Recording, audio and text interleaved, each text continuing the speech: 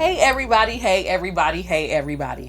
Tonya Fairbanks here, and welcome to Live in the Bold, a space for real, unfiltered conversations about love, loss, and healing. Today, we're talking about something profoundly personal, the loss of an opportunity. My guest today is someone who has walked through that loss and is graciously here to share his story. This conversation isn't about fixing grief, but sitting with it and honoring it. Whether you're grieving or supporting someone who is, I hope this space helps you feel seen. So, if you would please welcome my friend, my brother, my church member, my joke partner, CJ Blackwell. Hey. All right. Thank you for coming on. Of course. Thank you for dealing with me and all of my little, craziness. all It is good. what it is. People don't know. We're going to keep it on the low. That was a bar. Yes. Yes. I do it sometimes. I see it. You know. Yeah. Okay, so you are here specifically to talk about, hold on. First, let me rewind. Okay. Thank you for coming on. Thank you for reaching out and asking, could you be on the show? Yes. Because listen, I be like, oh, who am I going to ask next? Oh my God, I got to find somebody. So I'm scrambling. So then when I saw that, I was like, oh yeah. Yep. No question. Let's go. Let's get it. Well, I want to say real quick, I do really appreciate you and just allowing me to, be on the show for real. Because like I said, it's seeing those posts and everything like that, what y'all were talking about, I just felt compelled to, share my story. Oh, great. Well, thank you. Thank you. So you've seen the show. You know how we do, of course. Like you tell your story and then I ask questions. Of course. So, tell us about this. Was it a specific opportunity or were there like multiple? What's the... Because I know there are a lot of times with regards to opportunities, like it's like they compound, right? It's like this one comes and then you miss it and then this one comes and it's like, I wasn't ready for that one. I'm not, so you kind of second guess yourself. Yes. So tell us about that. Yes. There were a lot of different opportunities. Okay. I feel like you're right. That's why I laughed so hard when you said the plural for sure. I feel like it all started. Oh boy, it all started more so when I was in college. I would say so, because I act, and that's why I got my degree in bachelor. I cannot talk. Bachelor of Arts, emphasis in performance. Okay. So, and I was at Cameron University. So, and my parents always told me like, especially my mom. My mom, the main one. Yeah.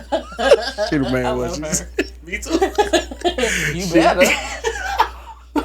Talk about you do no, but she she was the main one to saying like she believed. I mean, they both believe in me, but she was like really like you're this very talented actor.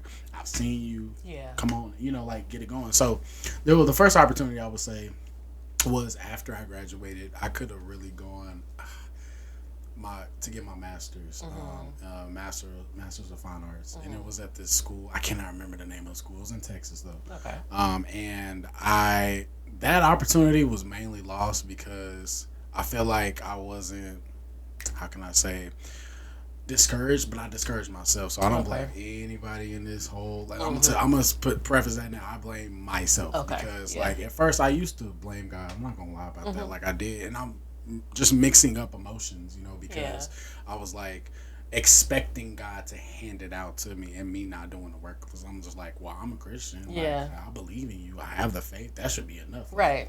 Like, so that was the first opportunity I feel like that was lost because I all I had to do was, and laziness. I was just lazy. And all I had to do was I had the transcript, sent it out. I think I had to get not a referral, but what's it called? A reference. There you go. Thank you. And just a letter. I think actually my professor, like the main professor, the head professor over there, I think he had actually already sculpted it and like written it out and everything like that. Oh wow. So, yeah, what was I doing right? But I think it was one last step. Oh, because here it is. Because I felt like the discouraged like part of it is because I didn't feel like I was smart enough. I didn't feel like I was looking at my GPA and everything and especially like within that focus, like I knew how to act, but it was just like the work behind it, writing essays, reports, studying. Like I just didn't want to do it. Like I was just kind of tired of school. I just put me on the stage. You know, like this. I thought it was easy because I was like, I thought I had it. You know. So that was probably my first loss. Did you want me to go on to another one or just? It's totally okay. I just want to make sure. If we can stop and I can ask you questions. Yeah, now, that's why. Or, if you have, because I was just thinking like. For sure. When you said, and it's not necessarily a question, but when you said, "Well, I'm a Christian," like you're supposed to just come to me, you know, like, "Come on, God, do your thing." Do your thing. Yeah. And like literally, it popped in my head where people say all the time, but you don't really realize it when you're in the thick of it. Yes. Faith without works is dead. Exactly. So if you don't do that work part, it ain't necessarily gonna come to you, you know. And I think that's where a lot of us, for lack of a better term, get it twisted. Yes. Because we don't see the work that others have to do. Right. And so, of course, it's us comparing our life to their highlight reel, right? So we're like, well, you know, everything came easy to them. It's like, no, but you don't know what they've been doing late at night. You don't know, you know, them burning, what do they say, both ends of the stick. Yes. So you said already that you were angry with God. Yes. What did that look like? Like, how did that manifest in your life? And then with the manifestation, no, let me rephrase that. Okay. So yes, you said you were angry with God. What did that look like with regards to your movements? Like, how did you move with regards to your relationship with God? But then also, how did that manifest in the things that were happening in your life? That's really good. Okay. So first we're talking about like the movements that I was showing that basically. So like how did your like emotions, like what was your reaction to things just in life? Not necessarily with that, but I know there are a lot of times that there are things that we do and don't realize, like, oh, this is in the back of our heads. We're not realizing, like, oh, this is because I'm mad about this. You know?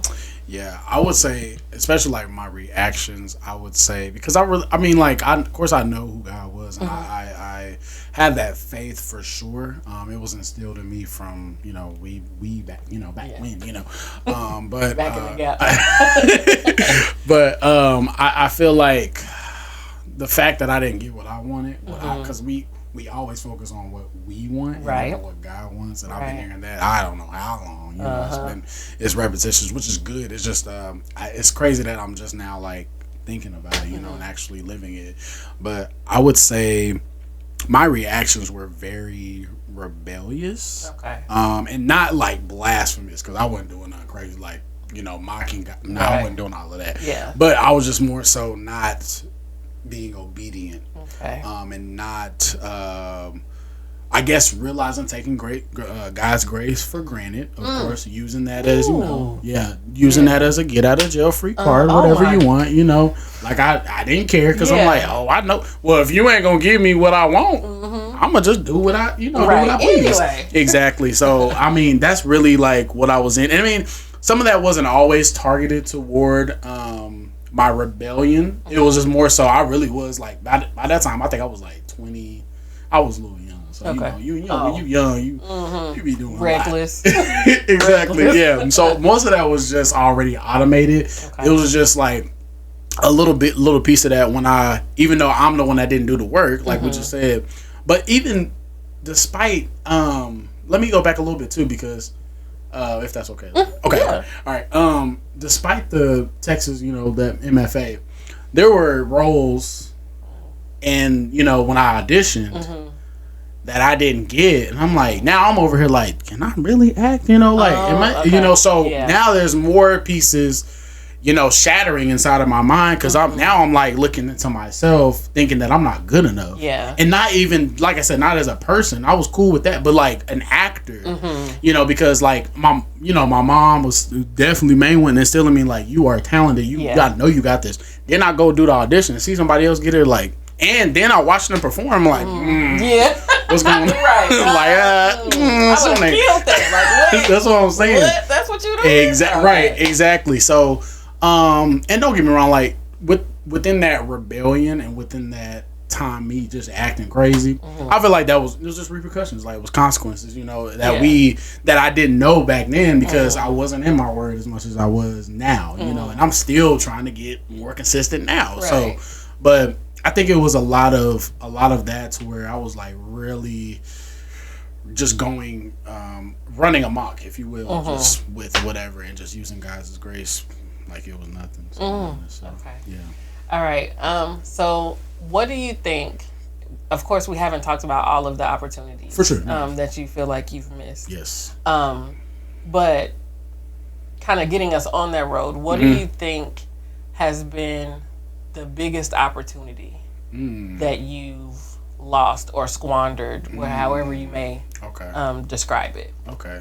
To think about that one, I would say that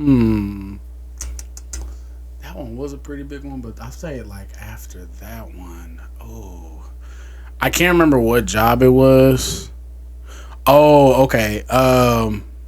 Okay, I'll say about this. So it was a job at one of my friends. He works for FAA, but he's under like, I think he's like contracted. But either way, I feel like this was a big opportunity because I was thinking about the money, but I was also thinking about just the opportunity and stuff like to move up and everything like that. Just actually start somewhere where I could actually save and everything like that. Right.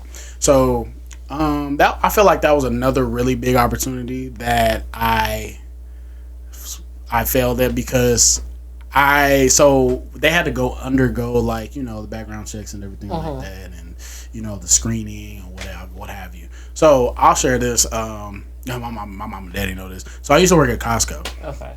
And that was I forgot. It only worked there for like 6 months. So basically I got fired because I was drinking on the job. And so like basically in that time where I was talking about using God's grace, like, and I mean that's one of my vices I do deal with. So like using God's grace at that time, thinking I was good, and I thought, I haven't got caught yet. I'm good. Like I'm not even drinking that much. Like that's fine. I can, you know, functional alcoholic, right? So it was really bad at that time, but I felt that was probably my lowest time, especially because I had never gotten fired for that. Like, so that was my very first time for something like that. So besides all of that, fast forward, we get to this opportunity that my friend was telling me about. He gave me the application. I went online, did the link, all of that, did the background check. Everything went through, and then the screening came back because I answered one question. They was talking about, well, have you ever gotten fired for it? You know?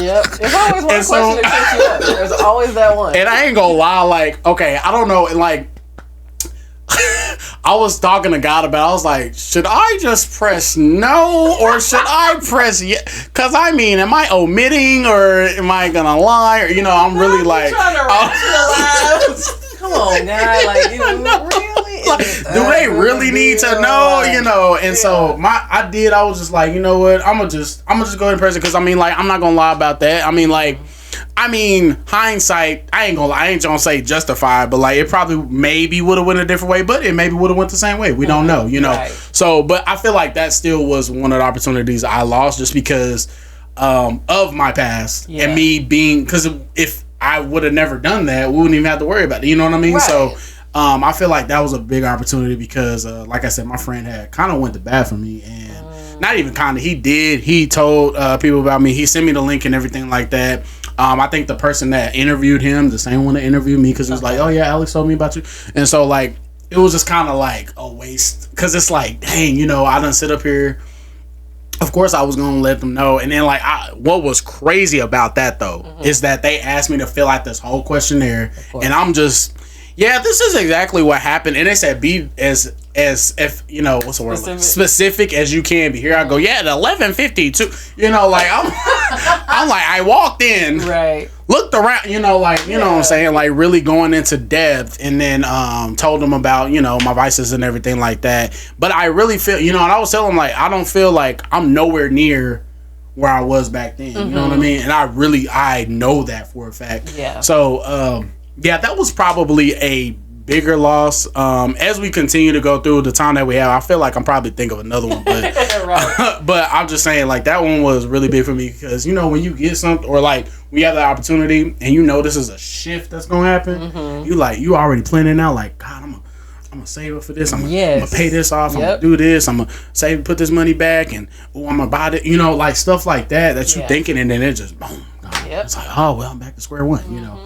But like I said, at the same time, we place ourselves in our own position. That's why I don't even get mad at God no more, because it be all me. So listen, well, that's good. Like, you know what? I say that's good. It is good that you don't get mad at God anymore. Right, exactly. Right. Let's be clear.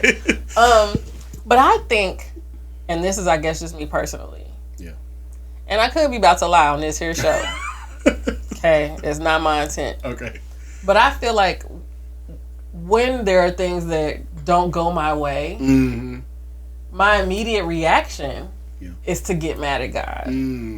But then I have to sit and like talk myself down. Like, you know, God wasn't the one that didn't do the work that was required in order for you to get this. Exactly. Yeah. You know, like, come on, T, like, what you doing? Right. Yeah. I have to talk myself down because I'll be like, but then I don't know. I guess I've been praying more. Yes. About an accountability piece for myself. Yes. And so that's allowed me to be like, okay, wait a minute. Right. But did you do what you need to do? That's the question. Right. That's so, and if I could add just a little bit on that too.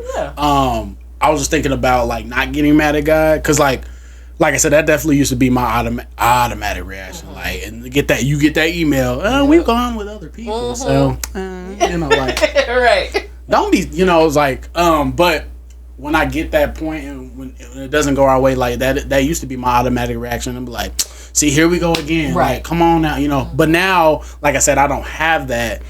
But the fact that I don't have that, and this is kind of a loss of faith in a way, because there have been times where I'll be like, you know, seem about the same. I mean, seems like the same thing gonna happen. So, you know, I'm just gonna be in the same place till I die. You know, it's kind of like that never-ending revolution, like revolving, just feeling like you're just like, I mean, why? Then you get really deep, like, what is my purpose? Why do I even exist? You know, then you really get like, now you get an existential, like not, you know, existential. Right. It's like, well, what's the purpose of life? Why do I even have this money? Why do I even, you know what I mean? Like all of these questions start displaying itself in front of you, and you're just like, I mean, I know I'll be at home, I'll be, you know, then I get alone. I get alone. I'm just like, you know, not terribly, but it's like I've been there to where I'm like, I really be questioning. Like, then you start questioning God. Then you start like, is there really a heaven? Is there really like does hell even exist? Where are we really gonna go? Like, then you gotta like, yo, pick up your word, please, because like I have been there a couple of times, and it's that's not healthy at all. Then you start spiraling, right? And then you start going back to your own self, you know, reverting back to your own ways and stuff like that. And that's definitely not healthy. And that's something that I've learned as I continue to grow. Thank God, because I mean, the things that's been happening to me right now, if that happened back then when I was about my 20s, not good. It would not be good. So I had to put that in because sometimes you know, not to get mad at God, it kind of goes to like it seems like you're stagnant. It seems like you're just gonna stay in that same place forever, and that's not healthy. And like you expecting things to happen in a month. What? No. So that makes me think about what Pastor Ricky was even saying today when he was like, and I know we've heard it multiple times before, right? Like God's timing is not our timing. Exactly. Like our 1,000 days is one day for him. Exactly. Yes. But in our finite minds and our little bitty like small thinking, right? It's like, come on, God, like a month later, just like I need this now. What is you doing? Sound like the kids. What is you doing, lady? Like, come on, right? Like, what? Why are you doing this to me? Right. And one of the things you said a minute ago, it made me think like God's protection. Yes. So when things are going wrong, or when you have those times where it's like, dang, again, like, it's happening again. Yeah. All right. So what am I gonna do? You know, how am I gonna make this work? When I've gone down that road and kind of start spiraling, I think about, okay, what is God protecting me from? And then I'll be like, well, come on, God, like, can you show me a little bit so that I'm not second guessing you? Because is it like, okay, is it really you protecting me, or is it something that I'm doing that's keeping me from moving forward? Yes. And so I sit and be like, And one of the silly things I do with regards to that, though, like when somebody is driving slow in the fast lane, and I be thinking I'm Danica Patrick. No matter where I'm going, I'm racing myself or I'm racing the GPS. Right? You told me I'm gonna get there. Oh, no, I'm gonna beat that time. Oh yeah, I'm gonna shave a couple of minutes off. Don't play with me, okay? Right. But right. you impeding my speed. Like, get out the way. What are you doing? Please, sir, move, And then I'll be ma'am. like, yes. Like, if you don't get out of my way. Okay, I gotta be at work at 6:45. This said I'm gonna be there at 6:44. I'm gonna get there at 6:40. But you in my way. Okay. You done shaved off a lot of time. Like because I'm gonna do it. I'm gonna make it. Pedal to the metal. I'm not playing with you. I told you, Danica Patrick. Once there becomes like a black female racer, that's who I'm gonna be. But right now, every time I get on the road, I'm Danica Patrick. Focus. But I'm like, legit, I'll have to stop. Because there was a point in time that I would be like, man, if you don't get out the way, and I'm like, hold on. What is God protecting me from? Yeah. That's down there that I don't see. Right. Because he see. Exactly. Yep.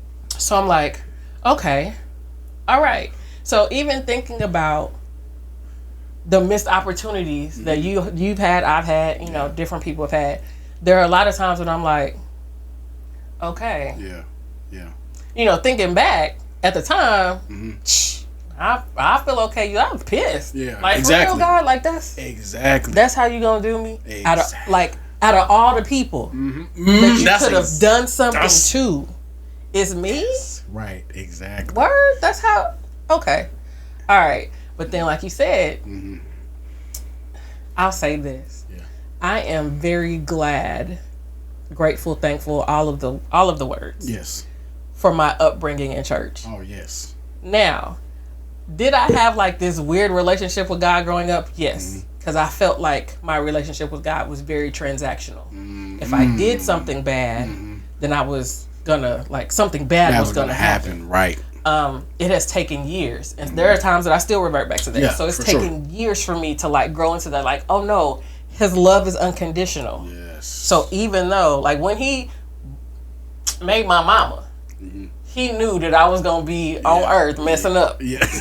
Okay? He knew it. He knew that I was gonna know that I was messing up and still choose to mess up. Yeah. Right? Still choose. After you know to do my dirt, my wrong, all of that. He knew. Right. And he still made me. He still loves me. Exactly. So he knows me. He knows my name, right? So it has taken all of that to understand, like, okay, God. Yeah. Not taking your grace for granted, like you said a minute ago, but understanding that it's okay for me to mess up. Just don't sit and wallow in my mess up. And that's why I say I'm so grateful for my family and me growing up. Preacher's kid, preacher's grandkid, preacher's all of that. Because again, that's like, I can fall back on the stuff that my granddaddy taught me. Even if I don't know it for myself. I saw my granddaddy preach it. I saw my granddaddy live it. My grandmama live it. You know what I'm saying? So it's like, thank you, God, for giving me those experiences through other people or me seeing their walk. Yes, example. And then allowing me to be like, okay. Yep. All right. And being able to be open and tell other people about my sin. My mama used to tell me all the time, your granddad would be up in the pulpit and would ask for forgiveness for things that he's done. Like, he would be up there on Sunday asking the congregation, like, this is what I did. I apologize. And I was like, you know what? He did used to do that. And I never paid attention because I was a kid. And I didn't think, come on. Okay. Is it communion? Because I'm ready for the crack. I'm ready. Hey, give me the grape juice. Right. You know what I'm saying? Like, I need that. I need that well juice in my life. You know what I'm saying? But now, like, I tell people all the time, like, I try as much as possible to be an open book. Like, you can ask me questions, I'm going to tell you. I tell everybody about Tiambi, like, this is the things that have hurt me. But this has also allowed me to move forward. Yes. And this is also why living the bold is a thing, right? Exactly. Because there are things that have happened in my life that I haven't allowed to hold me down so much that I've just given up on life. Exactly. And so I think that's where even all the different opportunities, because no matter what it is that you have lost in life, all of that is an opportunity. Yes, that's true. Right? That's true, yeah. And so it's just kind of like, though some may be big, some may be small, God is still blessing me with them. Now, what I do with them is yep. I done stole the show. You supposed to be I'm listening to you. Hey, I'm listening to you. Don't you let me steal this show. Okay, this is CJ show. All right. This is about you, not me. Not that sat over here and took us all this time. My bad, people. No, this might not even make it to the show. Listen, it might be clipped. We'll make a bloopers reel. Don't worry about it. So it'll always, you'll see it. Bloopers one way are or always the other. fun. Right? In either of the two opportunities that you talked about, yes. What is something that you learned about yourself during that time? I would say what I learned about myself during either one of the opportunities. I would say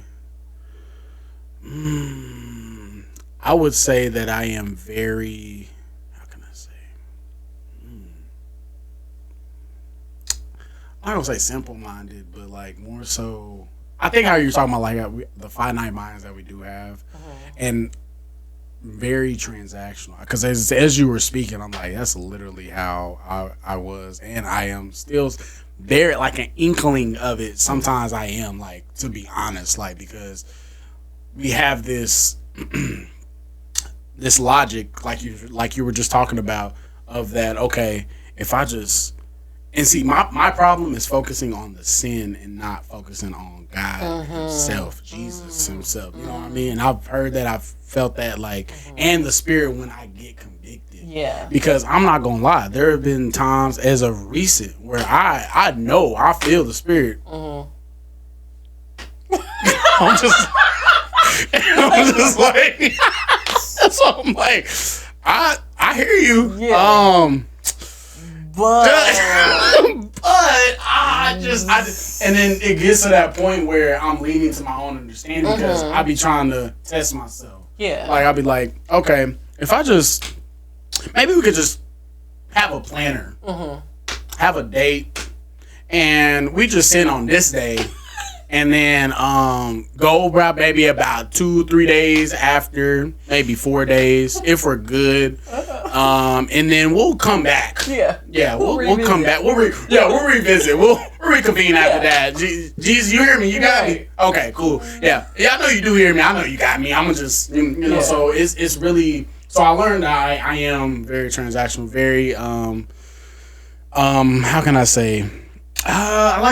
I feel like I was building up facades too, because I mean, with me being an actor, you know, I feel like I think it was the Pharisees, how they was acting. Yeah, like they, you know, you like, yeah, you know, trying to put on a show. Right. Like, God, you see me. I need all my points. I need, you know, like building points up. You know, like reward.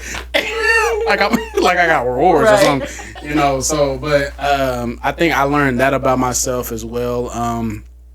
I think I did also learn when it comes to God and his amount of blessings and just the obedience about it. Like, I feel like I'm impatient sometimes because I really like don't get me wrong, I will say after that time I got fired, I went to this other job, and that's one thing I know about God. He always provides. I know that for a fact. I know that. I will speak that, claim that. Ain't nobody, I mean, of course my parents, but God made my parents, so you know what I'm saying. But I'm just saying, like, ain't nobody provided except for God. Like, he is the only one. You know what I mean? And I know that for a fact, like I'm saying. So anytime that I've had a transition in a job, there was always, now that time after I got fired, it was probably like about, I think the longest I waited is a month. And, you know, people don't have jobs at all. So it's kind of like, when it did pop up, I was like, I was praising, thanking God. Now, it was a pay cut, but I don't care because I got a job. You know what I mean? So after that time, I think in the job that I'm at now, I did like for 6 months. There was like 6 months I think I went. I'm not going to say I was like completely sinless, but the vices that I had, like, I really like doubled down. And it wasn't just because I was trying to be good. It was actually because I got fired and I felt ashamed, and I felt like there needed to be a change, and I felt like also, okay, this is, stop playing. You know, that's really what it was, because like, how you gonna, you know, and me, you know, me being a profound like speaker of the Christ, you know, and and telling people like this is who I represent, and yet you're acting like just being a hypocrite. So I was trying to erase that not erase, but change it to where I'm trying to be better. Take off some of the tally marks. Erase some of them. Yeah. Right. No, for real. Erase this. Yeah, do a little good. Take off a couple of fade away. Yeah. Yeah. So that's why I feel like I really was definitely impatient. But like when it came to that 6 months, that's why I feel like God blessed me with this job that I'm at right now, and making a little bit more money too. And I feel like if I would have just continued, just going straight, stay consistent, and so that's another thing. I'm inconsistent, for sure. And I feel like if I would have just kept going, another opportunity. Oh, here we go. Another opportunity. Yeah. At the job that I'm at now, and I just feel like I'm thinking of. No, it's okay because I'm just thinking of like my job. And, okay. I feel like there was a loss there because it was. Interview on interview, and it made me think of the past, like where I was getting an interview. You actually go in, suit. How I dress, suit up, boot up. I'm ready, picture perfect, stuff like that, and it's just like, no, we're good. You can, sorry, So, and so like even where I was at right now. And these interviews that we have here are just on Zoom, so you can't really see I can't see you, and we don't have no cameras on our computer, so ain't see me. All you can do is here. But so those types of jobs, and I got to the point. Actually, what Ricky was talking about today, Pastor Ricky was talking about today, like don't worry about if people passing you, right? Because it ain't your time. They just holding your spot in line. Exactly, holding your spot in line. Exactly, and so I feel like. Those have been losses, but I do also feel like if I would have just remained consistent and inside and in the faith for real, and truly stay obedient and what's the other word I'm looking for? Willing to deny myself, because that's something that I have. I'm just now trying to get back better, and it's very inconsistent again. But I'm trying to, build it back up. So if I would have really like honed in on that skill, denying myself and just seeing Christ, I feel like right now I do feel like I would be just not in a super better place, but I feel like it would have been a little bit better, like wherever God would have had me. So I feel like every time that I sin or every time that I don't deny myself, I take a step back, and I'm pushing my back, and them blessings are there. Right. They're just, they're there. Like, that's pretty much it. So I feel like those are the things. So inconsistency, for sure, impatience, being transactional with God, and then I think that was it. I can't remember the other one, but yeah. So those are for sure. I would say those are things I learned, and I'm trying to build on those, use those as stepping stones to this day. So yeah. Okay. Excuse me. Do you feel like you've lost your opportunity to be an actor? That's a very good question. Very good question. I would say no, for sure. And I really do feel like that. Now, there are times I do feel like, because I post skits and stuff like that. I've done monologues and everything like that. And, how the algorithm is. Yeah. You think you... Okay. Right. Exactly. I know. We talking about it, right? So I was like, trust me. Yep. So you know how you post something, and it's gonna be a banger. This is it. This one right here, and you be like, "Word." You get 25. That's what I was gonna say. I'm like, wait a minute. I put my all into this. I poured with the editing, the acting, transitions. Goodness.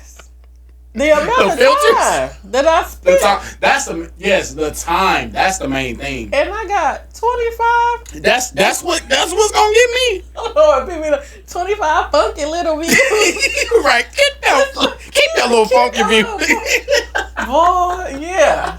Yeah. So I really No, I don't think I've lost that opportunity because there's really, like I said, it may just not be the time, and that's really up to. And I mean, God already got it. Right. It's up Right. to me. Yeah. Up to me. So I don't think so. I think are times, like I said, where in those cases, I do feel I go back to that. And I'm like faithless a little bit in that aspect because it's just like.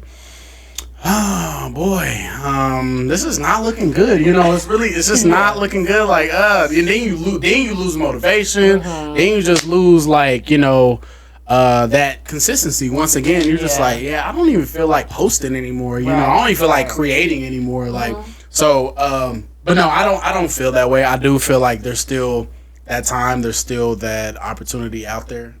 It's just gonna take the everlasting will of me to push myself with, of course, God is already there anyway with his wherewithal that he has in making anything possible, you know, and so I just have to believe that and actually like see it, you know what I mean? So I can truly say that no, it ain't, it's still there. Okay. It's still there. All right, so listen, I'm totally off script with the questions. Oh, you good. Okay. But you just said something like, I always like to picture stuff and ask people how things manifest for them. Yes. So when you said, if I could just see it, like I picture it. Yes. So paint that picture. What is it? Like, what do you see right now, thinking about it? What does that look like for you? Yes. So what I'll say, and we're talking about like the process of getting to. Okay, so where I see that, in which I started, but I need to get back on it. I would say, going either to the library or bookstore or something, because I have plays like and I have playbooks already, like August Wilson. Of course, I got like Oedipus Rex, like Greek plays and stuff like that from when I was, I was in school. So, but how I see it is grasping onto those books. Cutting out, certain excerpts of these monologues, rehearsing, having a actual plan laid out, like have a what's it called? Planner, planner, have it all out, which one I'm gonna do, what time I'm gonna post, and also on top of that, I actually have like emails coming from certain, because one of my friends, she was in a talent agency. I had to think, talent agency, and I still am subscribed to those emails that come out. So picking on because I got a backdrop, just like you got the backdrops and stuff. Like got a whole backdrop. Yeah. I mean, I'm using it, but not really using it. No. So, but have that same, just really while posting those skits, doing these same, auditions. Yeah. Even if it's gonna be a no, like that should not stop me. Right. So like that's what that looks like until I finally get that, hey, submission, it's been accepted. Right. These are the details and stuff like that. And then doesn't stop after there. Keep going. Just like keep submitting, keep posting, keep sending. That's what that looks like. I would say honestly plays, but my work schedule does not align. Right. Because those like you were asking me earlier today, like kind of do it like in the weekday, but boy, that schedule. But, and then what's crazy? I'm kind of off topic, but what's crazy is that I've been there for it. It's been a year and 3 months, I think. Why did these people, these new people, came in? And they got offered, I don't know how many schedules, like, to pick from. Talk about, do you want a 7 a.m. to 3? Or do you want an 8 to 4? Oh, what? And I had already talked to, at the time when my supervisor was there. I said, can I get my schedule changed? Yeah, they stopped that. I said, what? Huh? What do you mean? He's like, well, since people were getting a change, I mean, you could do it for personal reasons, but now it's got to actually be an actual reason, like, they need documentation, so on and so forth. But especially now, it's definitely been cut off. Like, they don't even do that no more. It's just, like, really, really crazy. Because I'm like, we've been here, and it's me and this other chick, and I think one other dude or chick, I can't remember. Anyway, we've been there for, like I said, we were in the same training class. Yeah. Been here for a year and some months. And it's like, all these other new people getting these schedules already changed? Huh? What? But listen, though. Listen, Linda. I haven't heard that in a minute. That's God, right? Yeah. Those people are holding your place. Yeah. Received. You know where you're supposed to be. You know when you're going to get... Well, you don't know when you're going to get there. True. Right. That's why they're just placeholders. True. Yeah. Okay. Proceed. So now with this success, like when we're getting you painted the picture of what it's going to look like. Yes. What it's going to look like to get there. Yes. Now you're there. Okay. Okay. Now I'm there. So, just like Pastor Ricky was saying today, your imagination is your what? Is you thinking about this, right? Exactly. And you picturing it. So you're there. What does that look like? What does life now look like? What does work look like? What does CJ being at home by himself and actually just being able to chill and be CJ? Yes. What does that look like? Got you. So I feel like, okay, so now we're there. I feel like that looks like, honestly, getting those submissions, when having those sides, having those excerpts of whatever script that they have.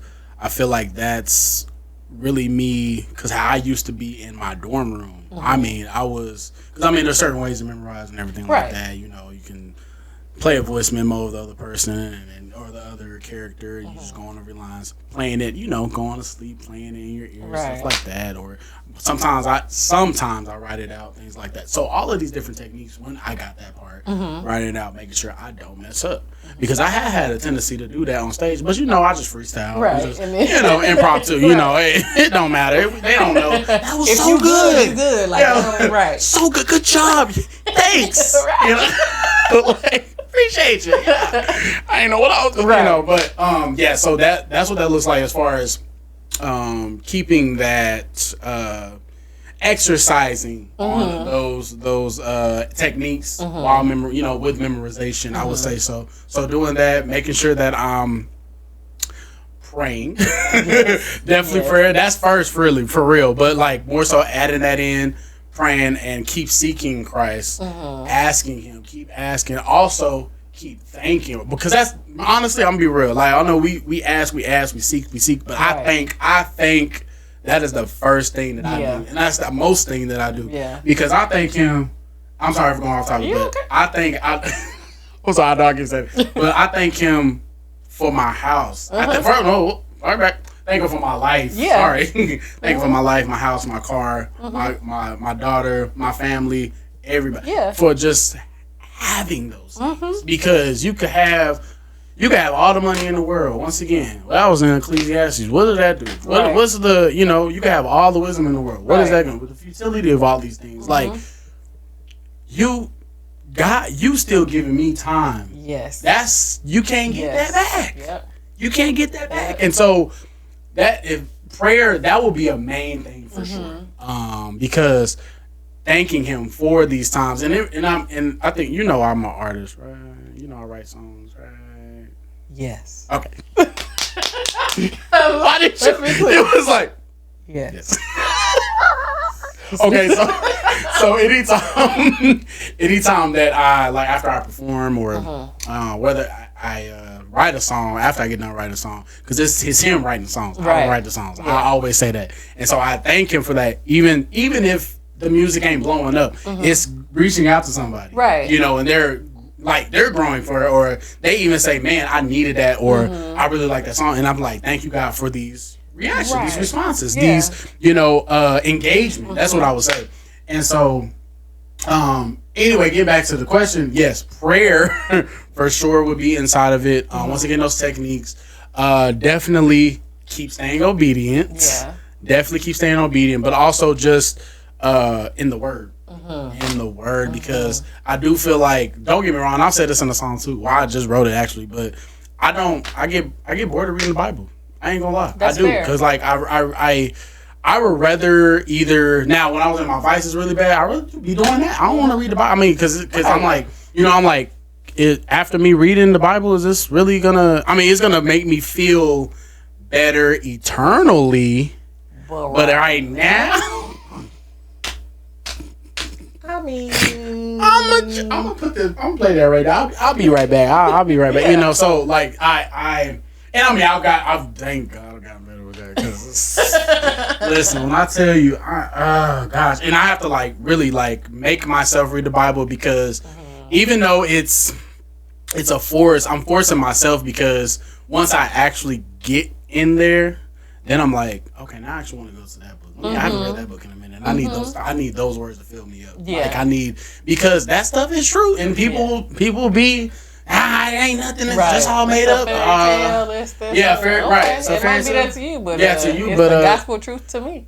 Exactly, and that stuff is happening. Yes. Like that's the thing about it. Like so. But anyway, that will be in there too, along with having that centered faith with those components, so that way I won't give up. I won't if I don't get a role or if I don't get this submission. It's not gonna stop me because I'm already grounded. Yeah. Like that's the thing that I'm also trying to work on. Just like we were just talking about with placeholders. Talking about the schedule, and then like I was talking about not getting certain positions, even where I'm at right now. Got interviews, not the position. Right. So but that way I won't get mad at God. That way I won't have this oh my goodness, deep, so depraved like feeling to where I feel like nothing. That way I won't, because I know God knows who I am. Yeah. God, He sees me. Yeah. He believes in. That's why I'm still waking up, because He's like, you're not done. Yeah. There is a bigger purpose for all of this. So that's what that would look like. I feel like just Christ-centered faith with those components and those techniques as far as when it comes to painting a picture. Okay. So, yeah. That's good. I like that. You said something just literally a couple seconds ago. Me and this eye. And you said something that I've said a number of times. I've never heard anybody else say it. That's why it stuck out to me. Okay. When you said, He believes in me. Yes. I think we as humans get caught up so much in, I believe in God. Yes. I believe yes. that it's never, He believes in you or else you wouldn't be here.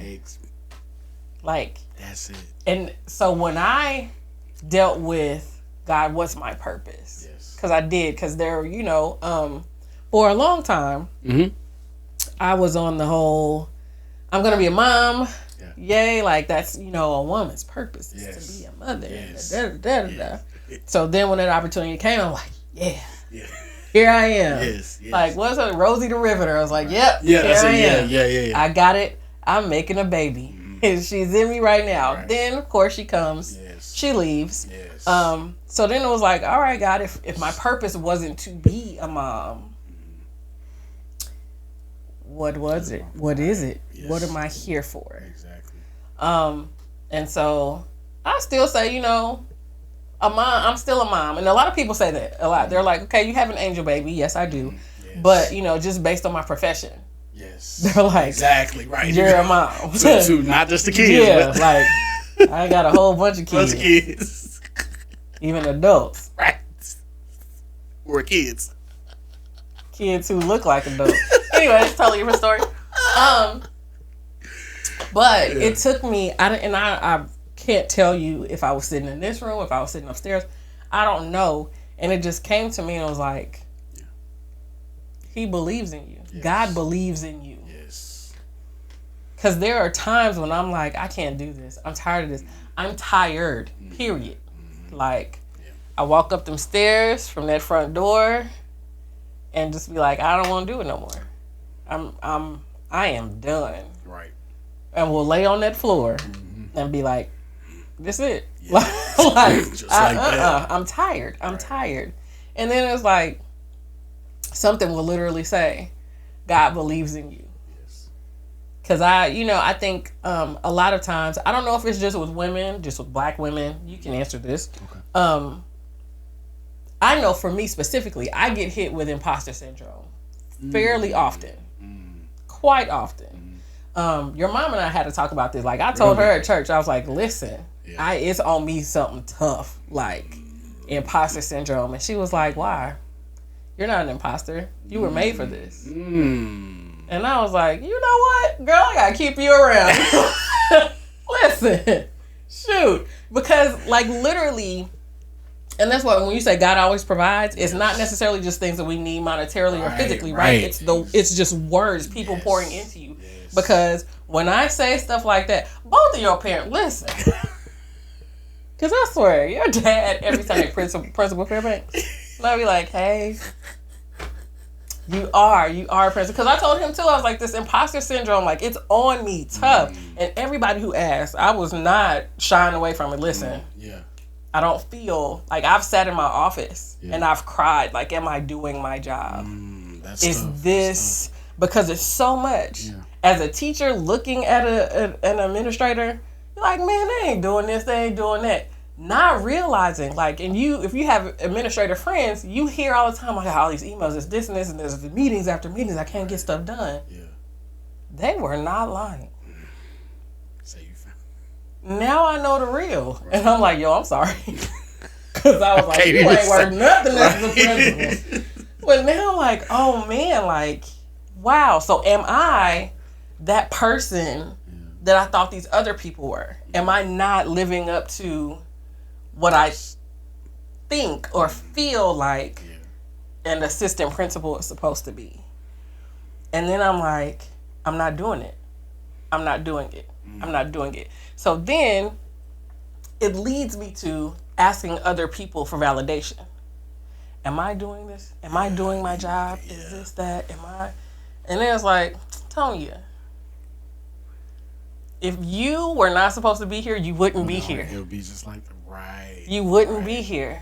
Yeah. So stop second guessing God, because when you second guess yourself, you're second guessing God. Yes, that's it. So all right. That's right. Yeah. Okay. So when your mom was like, you supposed to be there. Like they went, girl, you supposed to be there. Don't let don't you let the enemy get in your head and tell you that you know You wouldn't even been able to talk about it and be able to do it. That's what she did. Yep. Okay. Yep. That's it. That's mama. So it like that's where all the provisions come in. Right. And I think that a lot of times those are things that we do take for granted. Because we think it's just people giving it to us rather than God downloading it to them. Yeah. And them giving it to us. Exactly. That's good. And so that's one of the things where I'm like, okay, that's what I was asking. I don't know. I hear women talk about it all the time, Black women in particular, about imposter syndrome. I'm not sure if that's something that men have, or even if they do have it, if they do battle it, how it shows up. I always say manifest, but how it shows up in their lives. Yeah. Have you ever had to battle with imposter syndrome? And it's okay if you haven't. Yeah, I don't. Yeah, I was about to say I don't know if I have. If I have, I definitely, I wasn't aware of it. I don't know if that was a case of it or if I had it. To be honest, yeah, I don't know. I'm gonna be real with you. I really don't, because it could have been a case where I was having that kind of feeling and maybe I didn't know that's what it was categorized as. You know what I mean? With a lot of how we kind of diagnose ourselves, at times, all the time, sure. Yeah. Right, all the time. So I don't know if it could have been, it could not. I just know I did have an identity crisis maybe one time for sure. Because like you were saying, like, talking about purpose and everything, like, and I love I love what you said about that, like God just downloading that into someone else to pour into you like that. I love that, because that's so like transparent and like it's so real, because sometimes God gives us our pick-me-ups that we don't even realize, and from the people that we don't think it's supposed to come from. Yeah, exactly. Yeah, the packaging is what messes everybody up. Yes. Yep. Yes. So and I think that's really great, because I have had people kind of have that reality check the same way. Like, even when it comes to acting, I hear them, I hear it all the time, Mama. But which I need that, to be honest. But there have been, random people. I know we was in a play not too long ago. It was about Roscoe Dungy, and I had played Roscoe Dungy, and the people that came, there was. Everybody came with the mom. Like, the people that I know that came with the mom was like, or there was random people that came with the mom. It was like, because she told me, she was like, why is he here? it was like, why he ain't, why he ain't out there, doing, and the people that came to me, do you, like, what are you doing? Like, because, like, they were just so amazed, and it was crazy because, when I was on there, in one of the scenes, like, the very last scene, he's just kind of going through, like, the editorials and everything, and just kind of talking about the injustices of, not just Oklahoma, but everywhere the injustices were perpetrated and everything like that. And so there's a part in there where he's talking about how, black people that was dying that didn't have to die based upon these, infractions, if you will, coming from them. Yeah. And how they were purposefully, destroying. I mean, you think about Black Wall Street, you think about all of the businesses that they had, and because they were intimidated. Right. They were scared. And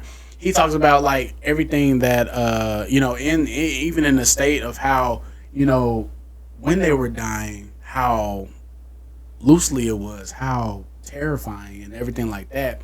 And so, and I know it was God. Because I didn't plan this.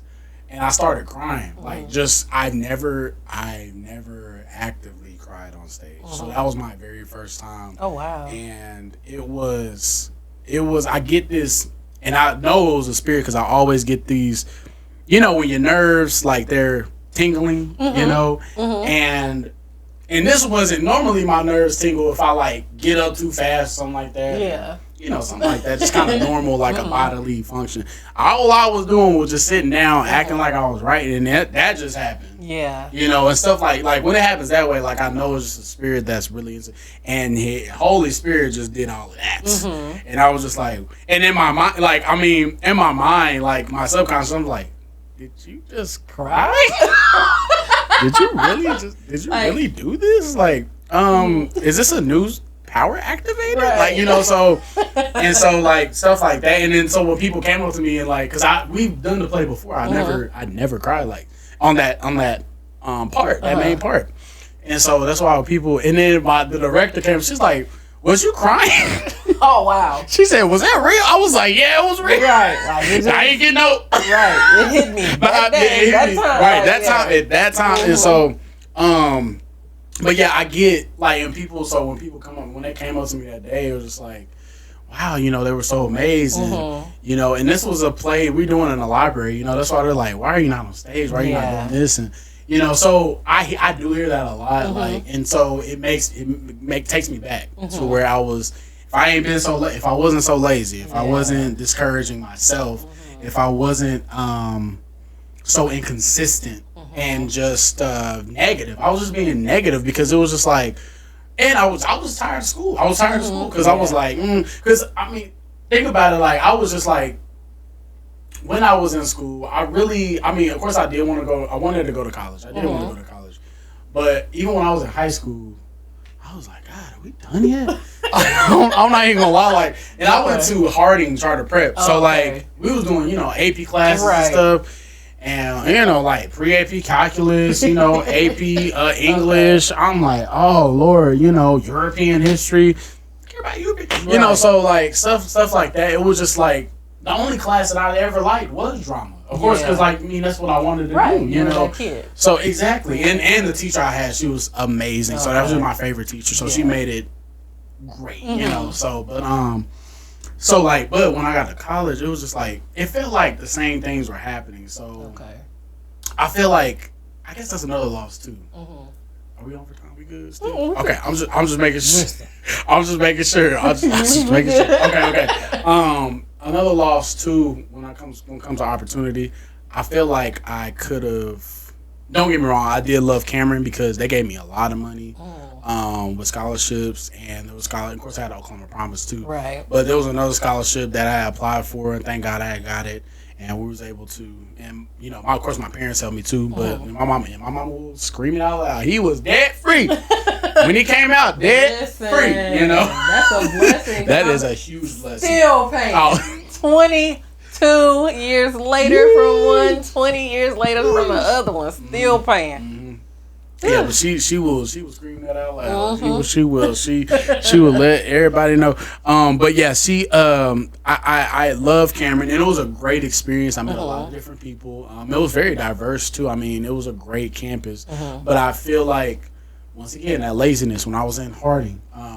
I mean, it was a high GPA. Could have definitely been better because like I know I was smart. It was just like some of the subjects, you know, the classes that we were in, I kept questioning, what is this going to do for me? Like, I was like, what is this going, and why am I so bored? Like, you know what I'm saying? Like, and I also felt like this is just a lot of work. Like, you know, like I just don't want to do it, you know. And so, I felt the repetition when I went to Cameron, because I mean there were some classes I did actually enjoy doing my homework, you know, actually going to class and actually learning about these types of things. But you know, it still was a point where I was just like, gosh, are we done? You know, and so I feel like if I would not have had that mindset and just had the mentality of I just got to do this, I probably would have been honestly at Morehouse, like my mama wanted me to go to, or even my brother. Yes, it's out because my mama either, you know, Morehouse or I'm trying to think where else, maybe like Howard or something like, you know, just your prestigious HBCU, you know what I mean? Any one of them, to be honest, and been on a full ride and everything like that. But it was me, my laziness, my complacency. That's the word, complacency. Yes, and that's a good one too. That we often forget. Yes, because that's what I want to add too. When you was asking me about what I learned about myself, very complacent, very complacent. Just all like sitting in my comfort. Like I'm like, man, this is good fine. Yeah. Yes. Good enough. Good enough. Yeah. That's exactly. So that was another loss where I could have gone to a better institution, which I said Cameron was great, very good, very great school, because I mean I still graduated, thank God. Hey, you know, and I had very good professors, especially when it comes to acting. So they were very good. Like the head of even though he was rude sometimes, but he was very, very. Only I feel like the reason why he was rude and stern is because he believed in it. Like he wanted us to better ourselves. Yeah. Because sometimes I'd be like, you know, you pull out, you know, like I was telling you, like, you know, you do an audition, like, dang, I ain't get the part. Right. You know, and so I do that in front of him. It was like, yep, do it over again. What you mean, do it over again? Yeah. Like, you know, I just gave you all of this. I gave you all of that. Yeah. I put my all into this. You telling me do it again? What more do you want? Right. You know, so that's what I'm saying. Like, I feel like, that was definitely another loss. I just not thought about that because, if I wouldn't have been so complacent, if I wouldn't have been so lazy, if I would have just tapped in a lot more, then I probably, I would not be here. Like, and I mean, not here, you know what I'm saying? You know what I'm saying? Like, I'm just saying, like, I would be in greater places and probably, and maybe not even been in, like, Hollywood, because Hollywood crazy anyway, but at least you would have seen me on, you know, screen and everything. Like that. At least on something, you know. But it's crazy. Another thing too, I used to teach at this talent agency. I used to do online classes, and my students, and I love seeing this. My students that were on there that I've taught, I follow them on Instagram, and they're getting like all of these, you know, different jobs and, you know, submissions and stuff like that, and they're posting their commercials. I'm like, like, I love. If anything more, I love to do that. I love seeing that. I love seeing it, being a part of it. That's something that I really stress on. Even if it don't happen to me, as long as it happened to you and I'm able to help out in that, I don't even need the credit. You ain't even gotta call out my name. I just love to see it. Yeah. Because now I'm happy for you, and I see it all the time when I'm on their page, and I'm like, that's what I'm talking about. You know. So, but that was another loss. Okay. Do you find yourself searching to replace the opportunities that you've lost with something else? And if so, what is it? Wow, that's a very good question. Really good question. Well, thank you. Yeah. Was that on the list? Okay. I was just like, because I mean, either way, it's really good. I was just like, oh, you came up with that off the cuff? No, I'm kidding. So if replacing the opportunities you said was something else, basically. Okay. Yeah, and what is it? If there's something, Okay. Wow. Wow. Did you find yourself doing that? So I would say, I feel like I'm in the season of actually finding myself replacing the opportunity, and it will be more so the utmost, I guess you could say, practice or habit of routine of exercising my spirituality, exercising my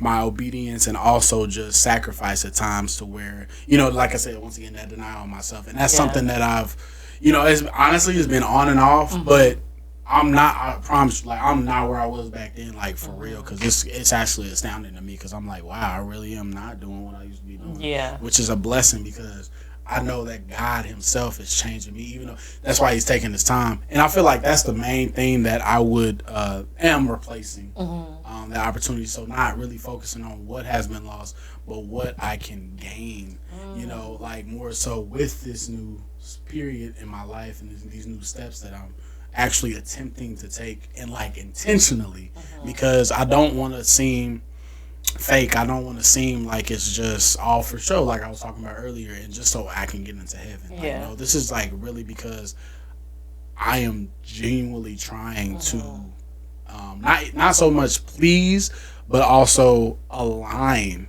and be tethered with the Christ, and be tethered with the Trinity, because when you're not matching and you're not bounded in his grace and in his like not letting God order your steps, basically those orders, and then it's chaos. Then you're, like we was talking about, you're spiraling. And I mean, like you said also earlier too, like, it doesn't mean you're not gonna mess up. You're gonna fall sometimes, but it's just not, you just say wallowing. So you're not wallowing within those mess ups, and not just being submersive, to the point where you can't even get back out. Right. And so I think that's the main replacement, because at the end of the day, I mean, to think about it, I mean, God wants the best for you. Right. And when you get that, it was an accomplishment, but we still gonna leave this earth. You know what I mean? Yeah. And I feel like that part of that's what I was gonna say, conditioning myself. That part of that conditioning process is more important than what opportunities were lost, because you really don't know. I really don't know. We all don't know what God has for us, in the end, and we also don't know when he coming back. Right. So, and he been giving us signs. Giving us signs. Like, I feel like a lot writing on the wall. They're like, you ain't read it yet, because it's there. You playing? Oh, okay. It's in a different language. For anyone who is out there watching, who has felt like they've lost every opportunity they've been given, and there is like no more hope, what would you tell them? What advice do you have for them? That's good. Great question. Okay, real quick. I'm gonna say this, and this may be maybe kind of cliche, but do you remember Shelton? That used to be our church. Shelton goes by Zoft. Shelton Zoft goes by. That's his last name, Shelton Zoft. Maybe. Okay. Me and him meet up regularly, and I'm gonna say this: what he told me, and this is what I kind of been living by, is always stay true to yourself. Always stay true to God. And what I mean by that is being open and honest as you can. So if you feel like you lost hope, tell God that. And I know that's also kind of cliche, because like you talking, if you really believe and you're a believer and you feel this way, and you can, even if you don't fully hear God's voice, but he always gonna hear you. Be open, just be true to yourself, be true to God, stay true to him, and let him know about how you feeling. Tell him, God, I've lost hope. God, I don't know if I'm really supposed to be here. God, I don't know what to do. God, like, I mean, I'm be honest with you, God. I mean, I just feel like it ain't nothing else left. And I need you to renew me. And like, tell him your needs. Tell him exactly what's on your mind. Yeah. And I feel like that is honestly for this past week, that has been after me and him met up and we talked, like that's what I've been doing in my prayers. Like I've just been, and I mean I was honest with him before, but I feel like it was coming from a place of just, you know, that it was empty. It was just kind of like, here, you know, like that, you know, but actually being open and being sincere and intentional, telling him that, God, I know how I am. Yeah. I know what my vices are. You know, you've been known, but I am fully aware, and I don't feel like, I mean, I told God, like, I don't feel like, I don't see any progress. Like, what am I doing wrong, or what's going on, and where are we going with this? You know, and I feel like in all respect, because, and once again, not being mad, it's a conversation. It's a dialogue. Yes, you know? For sure. So you're supposed to, and God knows how we feel. God knows that we're human. God knows that we have this, like you said, this finite mentality, this finite visual of what those steps look like and how everything is processed. Right. So yeah, that's how I would end it. To be honest, just to stay true to God and just be open and be real and let Him know how you truly feel. Yeah. That's what I'm saying. Yeah. Oh my gosh, C-Day. Okay, listen. Yes. I'm gonna be honest with you. Okay. No, really, this has been I don't know if I can say one of the most fun, but I guess really like one of the most fun interviews that I've had. Awesome. So CJ, I thank you so very much for you again asking to be on the show. Yes. And then actually, you know, making the time to do it. Because a lot of people, you know, be like, you know, asking, play around, see if I can be on this show. And then she'd be like, and then be like, haha, I gotcha. So I'm very glad that we actually were able to make this happen. Yes, like this was I think a very much needed topic of conversation. Definitely. Because we don't think about loss and opportunity. Yes. We don't think about it being a process where you actually do go through these different emotions. Right, exactly. It's just like, okay, that thing happened. I lost it. I missed it. Right. I missed that chance is what we usually hear. Exactly. And then, you know, move on. But those do still affect us negatively. Definitely. And we have to like live through those emotions and try to go through, you know, and process still life and the different things that are happening to us. So I thank you for being on the show. I thank you for being so open and vulnerable. In particular for a man, because I know a lot of times it's not easy for a man to be vulnerable with the way society is, you know, the societal pressures. So again, I thank you so much for coming. Hey, if you ever want to come back on, the invitation stands. I'll be honored. Whenever you need, I will make. As long as I will make it available. Let me say that. I will make it available. Listen. Because sometimes people would be like, and then they don't show up. Yeah. So don't be like, anytime. Now look, I'm gonna be like, CJ, you coming? I need you right now. Now I will let you know. I'm like, that ain't gonna work. Yeah. But if I, you know, you let me know, I'm gonna make sure for sure. Definitely. I just say I definitely appreciate you for having just the resources and just I'm already talking about your spot. Right. We already talked about that. I love it. Thank you. And just the questions too. Very good questions. I really do appreciate that. And you allowing me to share my story. And like I said, I want others to feed off of that and help them grow. Right. And, you know, with that gain after the loss. So I really do appreciate you and your time today as well. Thank you. Oh my goodness. Yes. Okay, listen, you finna make me cry. My eye already been watering this whole show. Don't let it flood. Right. Okay. So, as always, I thank you, everybody, for watching. I thank you for being a part of the Live in the Bold community. I want you to understand that, like, nothing that happens to you is ever something that is a punishment. Okay? It is always something God has already ordained it. He knows how you're going to pull through. He knows that you are going to pull through. He's put people in place in your life to help you pull through. And that is also a part of the reason why Living the Bold is a thing. So I want you to understand always, like I say, God made everything on the face of the earth. Yes. The trees, the birds, the sun, everything that we know of, He made. But He also made you, and He made you in His perfect image. So you are God's greatest thing. So don't ever forget that. Live boldly. I love you. I will see you guys next time.